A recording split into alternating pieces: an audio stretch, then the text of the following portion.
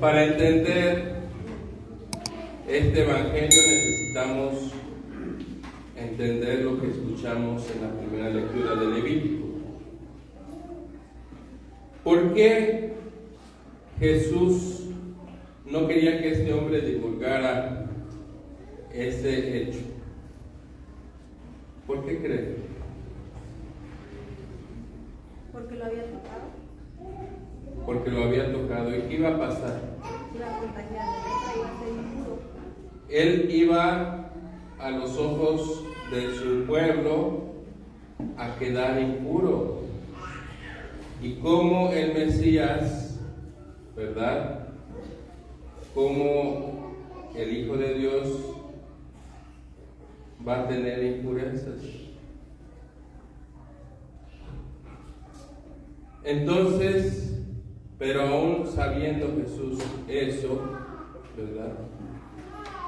Él rompe esa frontera invisible creada por los hombres y por sus propias limitaciones y se deja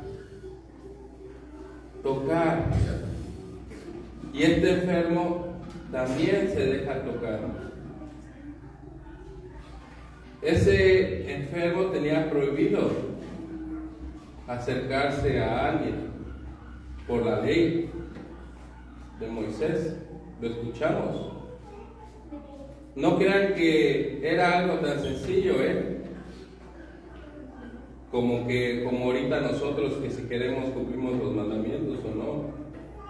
No era así. Es casi como la Constitución de nuestro país. Es casi como el Código Penal, que si te agarra, ¿verdad? La policía y te presentan porque hiciste una mala acción, pues tiene una consecuencia. Y entonces te andas cuidando, al menos que no te vean, o al menos de no hacerlo. Algo que haga que tenga consecuencias. Era lo mismo. A ese nivel de rigurosidad, la palabra de Dios tenía sentido para esta gente. Entonces, no crean que fue como nosotros que venimos aquí ante el Santísimo y Jesús sana y lo tocamos. O sea, no era así tan sencillo. No fue tan sencillo ni para el leproso ni para Jesús. Pero sin embargo, los dos fueron capaces de romper esas barreras humanas para encontrarse. Y ese encuentro, ¿verdad?, tuvo como resultado que este hombre se sanara, se limpiara, regresara y se incorporara a la sociedad. Y Jesús se hizo uno más de los rechazados. Le dio su dignidad a ese hombre para él dignificarse y hacerse excluido. Entonces, dice aquí, ¿verdad? En Levítico tenían que vivir solos fuera del campamento. ¿Y qué pasa con Jesús?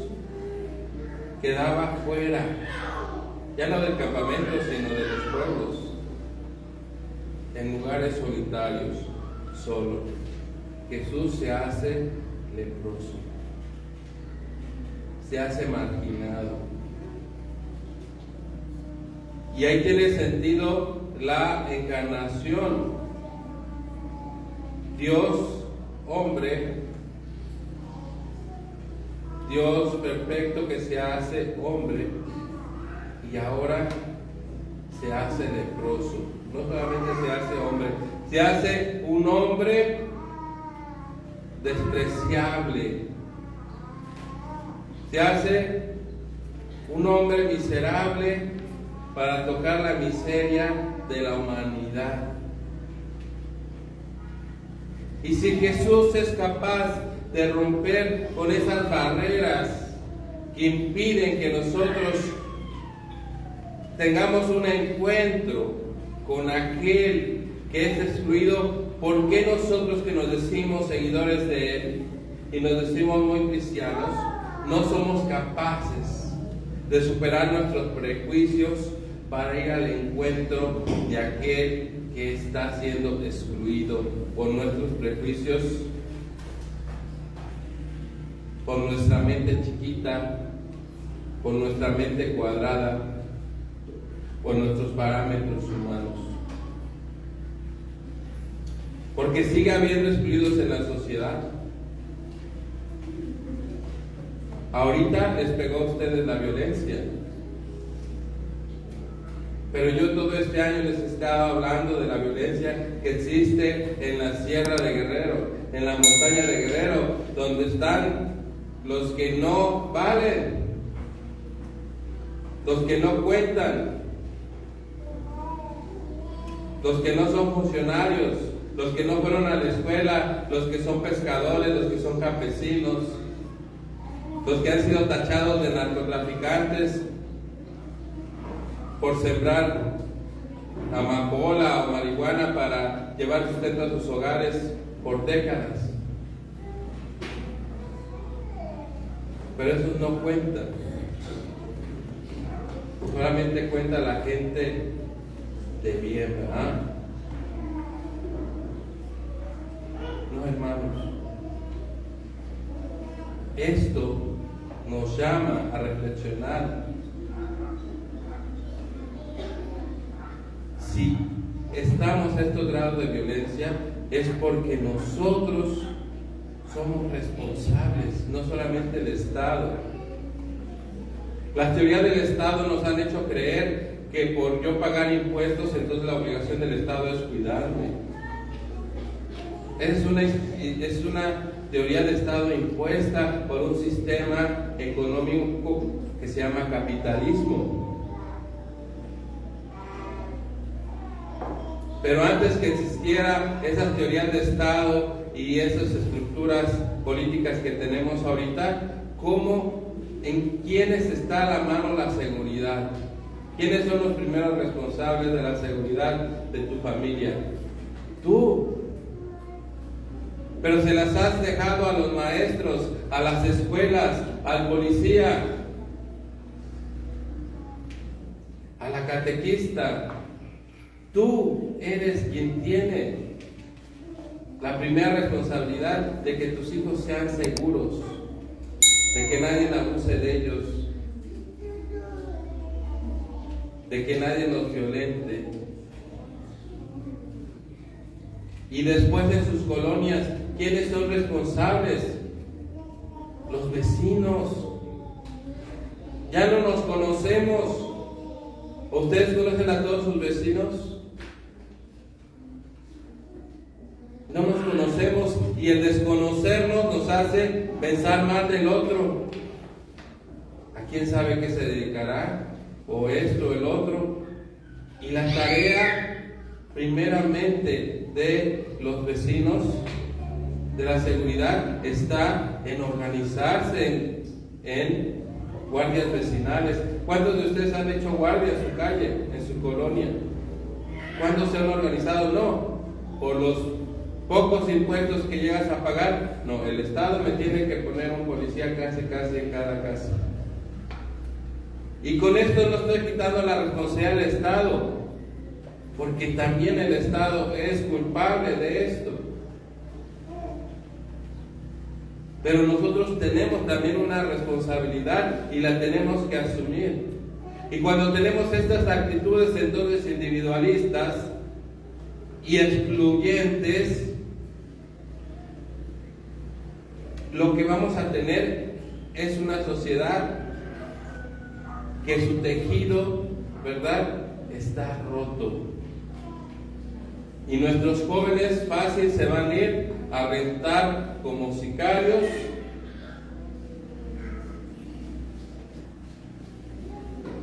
nuestros jóvenes van a ser líderes de algún grupo. Nosotros mismos podemos caer en esa tentación,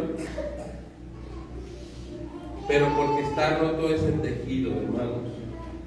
y porque no hemos atendido a las víctimas de violencia tampoco. Entonces vivimos en una sociedad que está llena de rencor, en una sociedad que está llena de coraje, en una sociedad que está llena de venganza, en una sociedad que está llena de dolor. Y se hace un círculo vicioso de violencia, de que si yo te ataco más fuerte y yo te vuelvo a atacar, y esto va a ser un cuento de nunca acabar. Así que hacemos un llamado y seguimos haciendo un llamado a aquellos que tienen el poder, que están al margen de la ley, que puedan pensar en el bien mayor y dejen de pensar en sus intereses económicos, porque al final detrás de todo esto es un interés económico y de poder.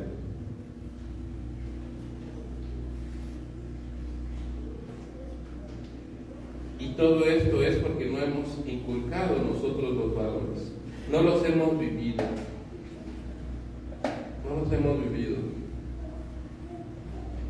Entonces,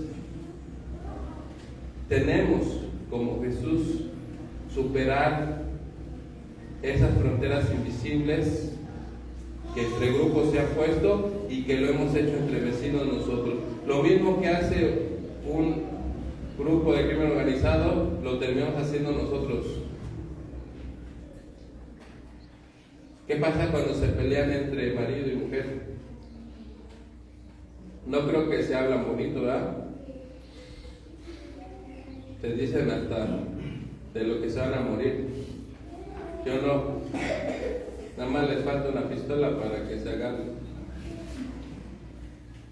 Eso está aquí en el corazón, hermano. Ese corazón no tiene diferencia con el líder de los ardillos o de los flacos o de la familia. Son corazones al final, son humanos, somos humanos, y el mal está tanto en ellos como en nosotros. Entonces tenemos, hermanos, que cambiar esa actitud, empezando en nuestra familia,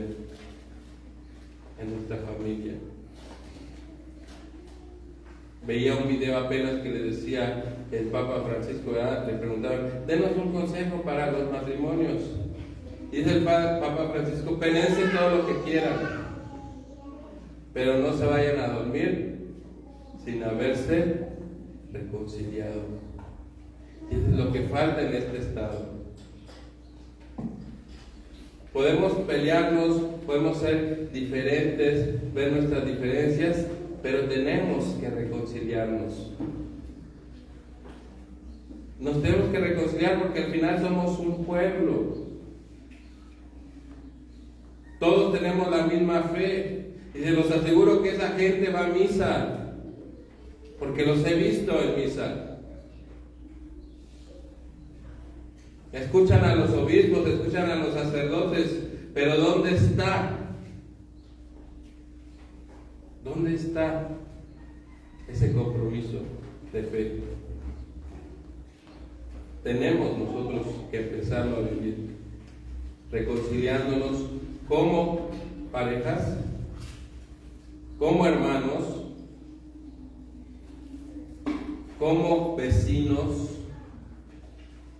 como compañeros de trabajo, ¿verdad? Como sociedad tenemos un llamado a la reconciliación. Esa va a ser la única solución, hermanos. No eliminando a otro, porque va a surgir otro más fuerte. Si eso fuera, ¿verdad?, la solución, desde Calderón esto se hubiera calmado. Y vamos que vamos en aumento, en aumento, en aumento, en aumento. ¿Y cuál va a ser entonces al fin el momento en que digamos ya, cuando cambien otro partido, cuando se inventen otro partido, cuando llegue otro líder carismático como el presidente actual? ¿Qué cambió?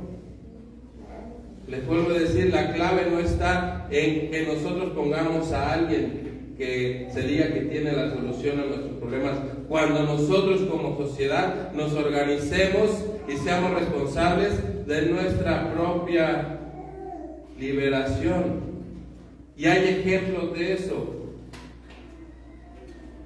Métanse a YouTube y busquen Cherán, Michoacán, hasta que el pueblo se organizó y el pueblo expulsó a todos los partidos políticos. Ahí no hay elecciones de partidos, pero sí tienen un presupuesto por sus derechos, porque pagan impuestos.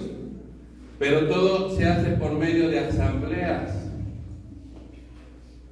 ¿Cuándo han tenido ustedes una asamblea vecinal aquí para hablar de un problema? ¿Cuándo? Entonces tenemos, hermanos, que involucrarnos si queremos un mejor país, un mejor Chilpancingo para estas generaciones, para estos niños, para estos jóvenes. Tenemos que involucrarnos nosotros. Así como este hombre se arrodilló ante Jesús y tuvo la iniciativa y puso su rostro en tierra para que su vida cambiara y se transformara, así nosotros. Nadie va a venir a decirnos, vente y te voy a dar el remedio para tu lepra. Nadie nos va a traer remedio para la lepra de la violencia que vivimos. Nosotros tenemos que hacerlo, acercarnos con la mano de Dios, con el ejemplo del Evangelio, que no es otro que eso. Jesús no lo hizo solo, lo hizo en comunidad. Y tenemos que cambiar ese círculo vicioso a un círculo virtuoso, donde los valores no sean la venganza, ni el odio, ni el dolor, sino la sanación, la reconciliación, el amor, el servicio. Cambiemos, hermanos, pidamos a Dios que nos ayude a liberarnos, ¿verdad?, de nuestra propia mentalidad con la que hemos crecido y que nos ha llevado a esta situación que tenemos. Va a ser miércoles de ceniza ya, este miércoles. El tiempo de Cuaresma nos ayuda a transformarnos. Ojalá que esa transformación este año sea realmente verdadera y que también esta transformación llegue a nuestras autoridades y hagan lo que tienen que hacer y lo que la propia Constitución les obliga a hacer. Pónganse de pie.